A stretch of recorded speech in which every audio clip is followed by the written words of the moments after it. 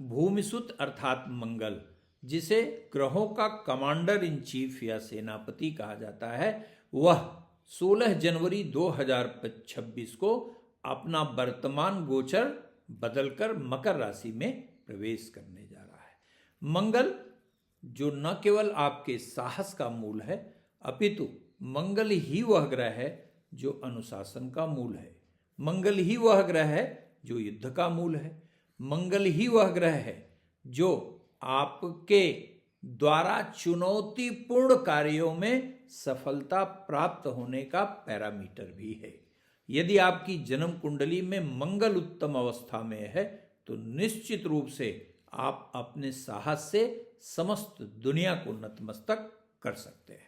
लेकिन यदि मंगल जन्म कुंडली में बेहतर नहीं है और आप उपाय भी नहीं कर रहे हैं तो निश्चित रूप से सब कुछ होने के बावजूद भी आपके अंदर प्रत्यक्ष या अप्रत्यक्ष रूप से कायरता का होना अवश्यंभावी कहा जाएगा, अर्थात लगभग किसी न किसी रूप में वह उपस्थित होगा।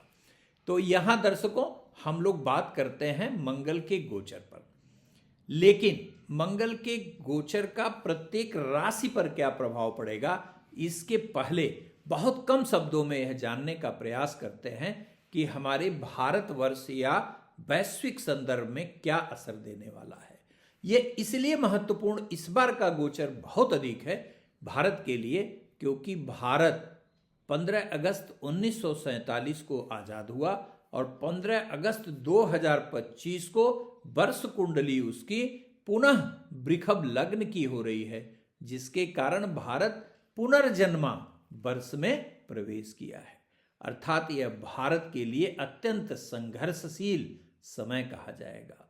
इसमें शासन सत्ता के प्रति निश्चित रूप से जनमानस के अंदर असंतोष पैदा होगा, महंगाई बढ़ेगी, बेरोजगारी बढ़ेगी और सरकार अपने आप को अच्छा बनाने के लिए, दिखाने के लिए कई प्रकार के गलत नकारात्मक निर्णय भी ले सकती है। वैश्विक रूप में भी कई देशों में मनमुटाव की संभावना के साथ युद्ध की संभावनाएं भी बन सकती हैं। अराजकता के बढ़ने की संभावना ज्यादा है। भारत में वित्तीय स्थिति थोड़ी खराब हो सकती है। बेरोजगारों के मन में असंतोष पैदा हो सकता है। सरकार के द्वारा किए हुए कई प्रकार के नकारात्मक कार्य प्रकाशित हो सकते हैं, जिसके कारण सरकार की स्थिति खराब होने की भी गुंजाइश कही जाएगी। धर्मांधता बढ़ेगी, लोगों में असंतोष भी बढ़ सकता है। लेकिन इस एपिसोड में हम लोग सबसे पहले अब बात करते हैं प्रत्येक राशि पर इसका क्या प्रभाव पड़ने वाला है। तो बिना समय गंवाए हम लोग आते हैं मेष राशि पर। जय महादेव दर्शकों, हम राशि पर आए इसके पहले दो बातें हम स्पष्ट कर दें कि हमेशा गोचर चंद्रमा के संदर्भ से ही देखा जाना चाहिए, अर्थात चंद्रमा से मंगल की स्थिति क्या है वहीं से सटीक जो है आप इसका फलित कर सकते हैं। दूसरा, जन्म कुंडली में मंगल के कारकता पर बिना विचार किए आप कभी भी गोचर का निर्णय नहीं कर पाएंगे। इसलिए सही में गोचर को परिभाषित करने के लिए, फलित करने के लिए दो तथ्य आवश्यक है। पहला, चंद्र कुंडली से मंगल की अवस्था क्या है। दूसरा, आपके जन्म के समय मंगल की कारकता क्या है और उसकी भावगत स्थिति क्या है, उसका बलाबल क्या है। यदि दो बातें आप समझ लें तो निश्चित रूप से कभी भी किसी भी ग्रह के गोचर को फलित करने में आपसे गलती नहीं होगी। तो आइए सबसे पहले हम शुरू करते हैं मेष राशि।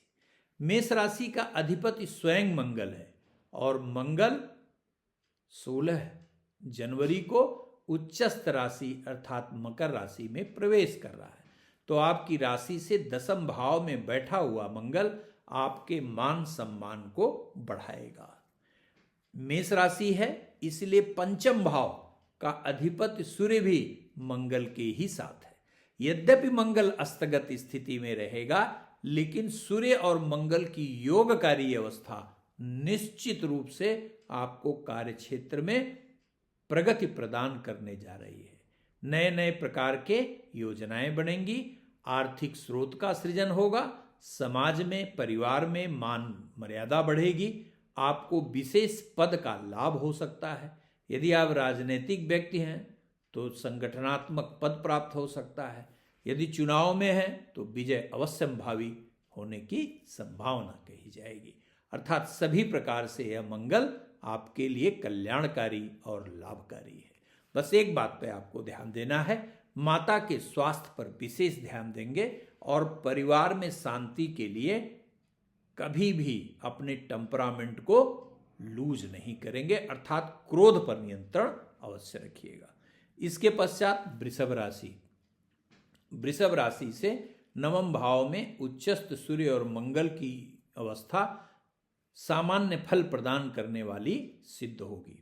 एक तरफ जहां आपको भाग्य का पूरा पूरा सहयोग मिलता हुआ दिखाई देगा, वहीं साहस और पराक्रम में भी अद्भुत वृद्धि आप महसूस करेंगे। आप देखेंगे कि जिस कार्य को करने के पहले आप हिचकिचाते थे, वह कार्य आप किसी भी कीमत पर कर डालने की प्रवृत्ति पाले हुए हैं। बड़े से बड़ी, कठिन से कठिन कार्य को सहजतापूर्वक कर पाने की क्षमता आपके अंदर प्राकृतिक रूप से डेवलप होनी शुरू हो जाएगी। लेकिन मैंने सामान्य क्यों कहा? इसलिए कहा क्योंकि यहां पर मंगल वृषभ राशि के लिए योगकारी या लाभकारी ग्रह नहीं है। आपके द्वादश भाव और आपके सप्तम भाव का नियंता है, जिसके कारण कोई भी कार्य आप आवेश में बिल्कुल नहीं करिएगा। बहुत तेज वाहन भी मत चलाइएगा। स्वयं को धनवान या बलवान दिखाने की कोशिश बिल्कुल नहीं करिएगा और वाद विवाद से बचिएगा, अन्यथा अनावश्यक रूप से आप कानूनी विवाद में उलझ सकते हैं। प्रतिदिन आप हनुमान चालीसा का 3 पाठ अवश्य करिए, इससे मंगलकारी परिणाम प्राप्त होगा। यदि आपकी जन्मकालिक मिथुन राशि है तो आपको सबसे अधिक सावधान रहना है। आपके राशि का अधिपति जो ग्रह है वह बुध है और mercury is a natural hostile of Mars, अर्थात बुध मंगल का नैसर्गिक प्राकृतिक शत्रु ग्रह है और आपकी राशि से 8वें सूर्य और मंगल का गोचर निश्चित रूप से आपके प्रत्येक कार्य क्षेत्र में समस्या उत्पन्न करने वाला कहा जाएगा। विशेषकर स्वास्थ्य में संकट की स्थिति उत्पन्न कर सकता है। स्वास्थ्य में अनावश्यक रूप से परेशानी पैदा कर सकता है। आपके टेम्परामेंट को खराब करके वाद विवाद की स्थिति उत्पन्न कर सकता है।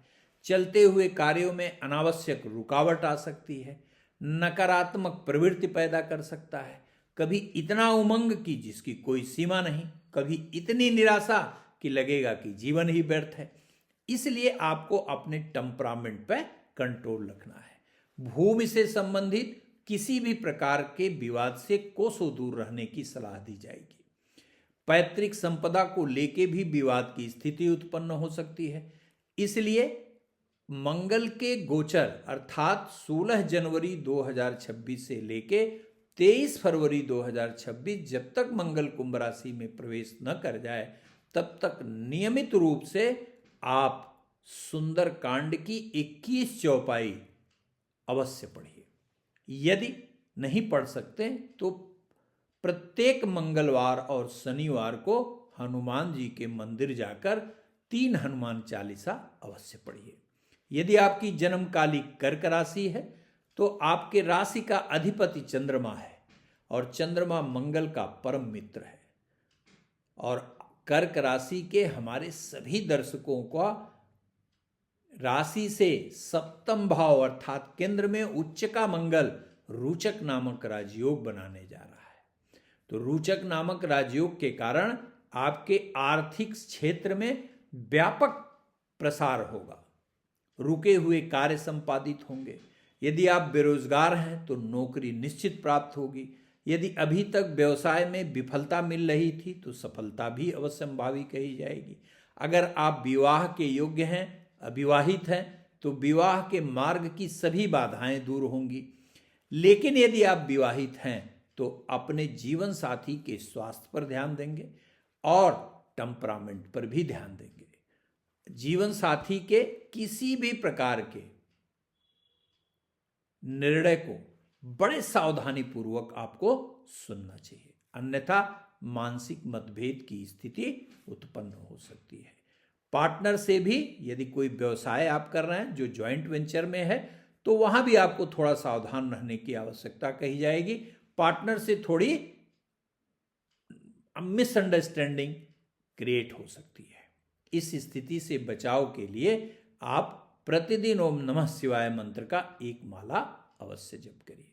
और यदि आपकी जन्मकालिक सिंह राशि है, सिंह राशि का अधिपति सूर्य है और सूर्य स्वयं छठे भाव में मंगल के साथ बैठा हुआ है, यह अद्भुत समय आपके लिए कहा जाएगा। यदि आप वकील हैं, यदि आप परामर्शदाता हैं, यदि आप भूमि से संबंधित कोई काम करते हैं, कॉन्ट्रैक्ट से संबंधित कोई काम करते हैं, लिटिगेशन से संबंधित कोई काम करते हैं, तो यह समय आपके लिए अद्भुत सफलता प्रदान करने वाला कहा जाएगा।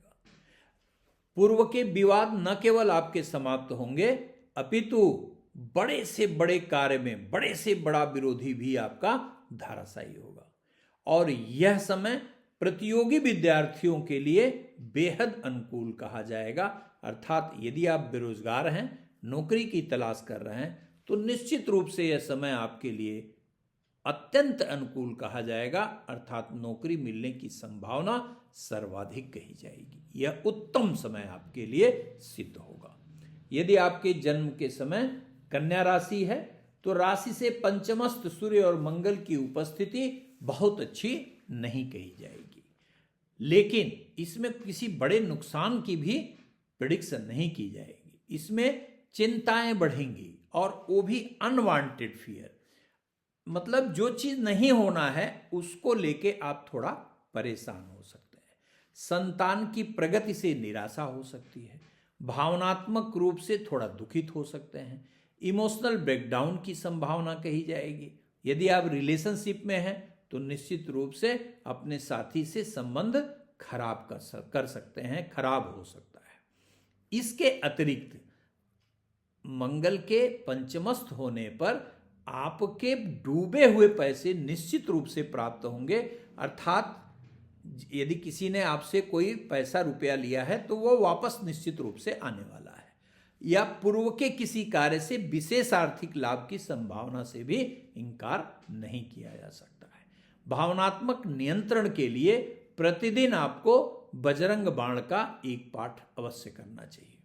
यदि आपकी जन्मकालिक तुला राशि है तो आपकी राशि से चतुर्थ भाव में मंगल की उपस्थिति आपके लिए कुछ मामलों में प्रबल योगकारी लाभकारी कही जाएगी, बहुत अच्छी कही जाएगी, लेकिन कुछ मामलों में थोड़ी सावधानी रखने की आवश्यकता कही जाएगी। देखिए, यदि लंबे समय से आप भूमि की तलाश कर रहे हैं, भवन की तलाश कर रहे हैं या दुकान की तलाश कर रहे हैं तो यह मनोकामना आपकी पूरी होने जा रही है। नए वाहन का भी उत्तम योग बनेगा, नए प्रकार के व्यवसाय के प्रारंभ का भी उत्तम योग है। अर्थात आर्थिक क्षेत्र में सृजनात्मक कार्य कराने के लिए यह बेहद अनुकूल समय कहा जाएगा, लेकिन जहां सावधानी रखनी है वो जरूर जान लीजिए। अनावश्यक आपका अपने उच्च अधिकारी से मतभेद हो सकता है, तो इससे बचिएगा। और घर में भी बड़े बुजुर्ग से वाद विवाद करने से पूर्ण रूप से आपको परहेज रखना होगा। इस स्थिति से बचने के लिए नियमित रूप से ओम अंग अंगारकाय नमः मंत्र का एक माला जप अवश्य करिए। यदि आपकी जन्मकालिक वृश्चिक राशि है तो यह समय आपके लिए ही कहा जाएगा। अर्थात आपके जीवन के लगभग सभी समस्याओं का यह अंत करने वाला समय कहा जाएगा। सारांश यह कि यदि आपको शारीरिक कोई समस्या है, मानसिक कोई समस्या है, आर्थिक कोई समस्या है, सामाजिक कोई समस्या है, पारिवारिक कोई समस्या है, तो आप देखेंगे कि आपके देखते ही देखते लगभग सभी समस्याओं का अपने आप अंत होता जा रहा है। इसमें नए प्रकार के कार्य का अवसर मिलेगा, नौकरी में प्रोन्नति प्रमोशन की संभावना कही जाएगी, यदि नौकरी में परिवर्तन करना चाहते हैं तो उसे भी लगभग सुनिश्चित मानिए। अनवांटेड रूप से आपको, मतलब आप कभी अनवांटेड भी मत कहिए, अनएक्सपेक्टेड, जैसे आपने जिससे कभी नहीं सोचा होगा कि ये व्यक्ति मदद करेगा, वो भी व्यक्ति मदद करेगा। अभी तक जो परिवार में विवाद की स्थिति थी वह भी सुलझने जा रही है और संपूर्ण परिवार एक मत से आगे बढ़ने की दिशा में सक्रिय होता हुआ आपको दिखाई देगा। यह सभी प्रकार से आपके लिए बेहतर गोचर सिद्ध होने जा रहा है। यदि आपकी जन्मकालिक धनु राशि है तो द्वितीयस्थ उच्च का मंगल बहुत अच्छा परिणाम प्रदान करने वाला नहीं कहा जाता। द्वितीय भाव में मंगल का फल निष्फल होता है, लेकिन चूंकि धनु राशि है आपकी और धनु राशि के लिए भाग्याधिपति सूर्य और पंचमाधिपति मंगल की युति हो जाने के कारण थोड़ी मंगल की नकारात्मकता में कमी अवश्य आ जाएगी। तो यहाँ पर जो कार्य जैसे चल रहा है वह उसी प्रकार चलता रहेगा, बल्कि आर्थिक क्षेत्र में थोड़ी उन्नति निश्चित रूप से होगी, लेकिन स्वास्थ्य में यह समस्या दे सकता है। परिवार में विवाद के कारण मानसिक स्थिति में आपको गंभीर रूप से परेशानी आ सकती है। किसी जानने वाले व्यक्ति से धोखे की संभावना भी कही जाएगी। जैसे अगर मान लीजिए आप का कोई नौकर है, कोई जो है या कोई सबॉर्डिनेट है, आप उस पर बहुत विश्वास करते हैं तो वह आपके साथ धोखा कर सकता है। इसलिए सजग रहने की सलाह दी जाएगी। प्रतिदिन भगवान भास्कर को जल दीजिए और ओम हंग हनुमंते नमः मंत्र का एक माला जप अवश्य करिए। यदि आपकी जन्मकालिक कुंभ राशि है तो राशि से द्वादस्थ मंगल, उच्चस्थ मंगल मिश्रित फल प्रदान करने वाला सिद्ध हो सकता है। मंगल नामक ग्रह के द्वादस्थ हो जाने के कारण कुछ मामलों में, विशेषकर जैसे यात्रा के मामले में, लाभ की संभावना कही जाएगी। यदि विदेश से जुड़े हुए किसी कार्य की बातचीत आप लंबे समय से कर रहे हैं, चाहे विदेश जाने का बात हो, चाहे विदेश से संबंधित कोई व्यवसाय हो या नौकरी हो, तो उसमें सफलता सुनिश्चित कही जाएगी।